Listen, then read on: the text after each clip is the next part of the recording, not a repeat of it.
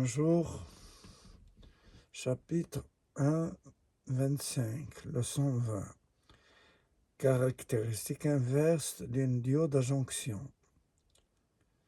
C'est la courbe I égale F de U du courant inverse obtenu dans le sens non passant, avec une tension inverse dans le plus et reliée au semi-conducteur N de la jonction. Voir figure. Là, la tension inverse, le plus est relié à la cathode de la diode. Donc le courant I est dû au seul porteur minoritaire reste très faible. Les porteurs minoritaires restent très faibles.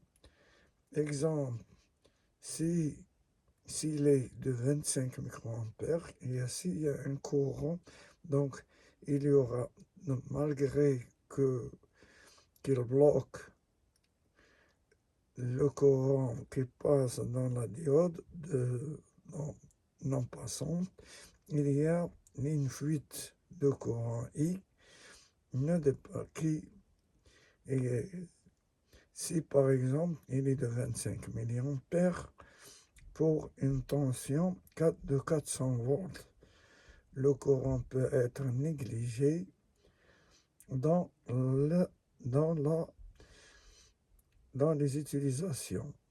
Cependant, si l'on applique des tensions de plus en plus élevées, par exemple, si on dépasse cette tension, elle est de 400 volts pour cette diode, si on augmente la tension, donc la tension est plus élevée, le courant atteint quelques milliampères, il y a le courant de fuite qui augmente, il attaque des milliampères au lieu des micros.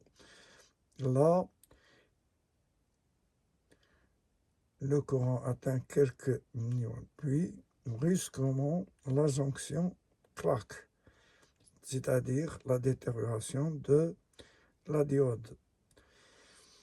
Résistance inverse, c'est le quotient RI égale delta U sur delta I. Il est très élevé si le quotient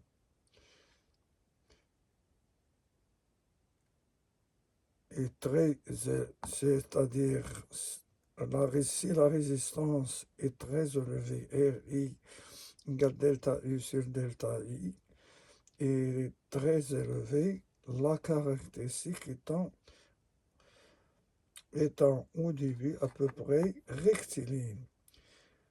On a delta U égale 400 volts et delta I égale 25 microampères, d'où RD égale delta U sur delta I.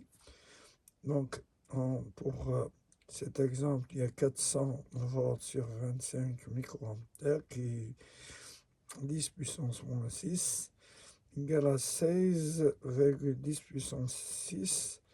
Par exemple, moins 6, il se trouve au numérateur, il devient 10 puissance 6. Donc 16 multiplié par 10 puissance 16 ohms, c'est-à-dire 16 millions de ohms. D'ohms égale à 16 méga-ohms. Donc la tension inverse maximale, c'est la valeur Umax qu'il ne faut pas dépasser en cours d'utilisation de la diode. Les constructeurs la déterminent en fixant une limite de courant inverse qui ne dépasse pas 5 milliampères à froid. par exemple, là, on a dit, on a RI égale, c'est-à-dire R égale delta U, c'est delta I.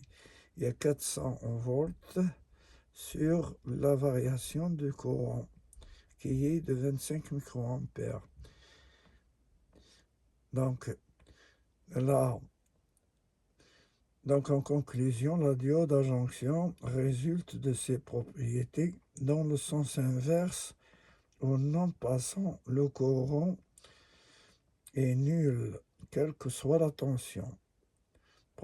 Il est presque nul. Le courant est plus que nul, quelle que soit la tension. Même si on met, par exemple, il est nul parce qu'il y a un courant très faible qui de fuite qui passe de la cathode vers la lampe. Dans le sens inverse, la résistance inverse n'est pas infinie, mais atteint un maximum de 100 kΩ dans le cas le plus défavorable. Le courant inverse ne dépassera pas 1 mA dans les usages courants et négligeable devant le courant direct. Merci de votre attention et au revoir.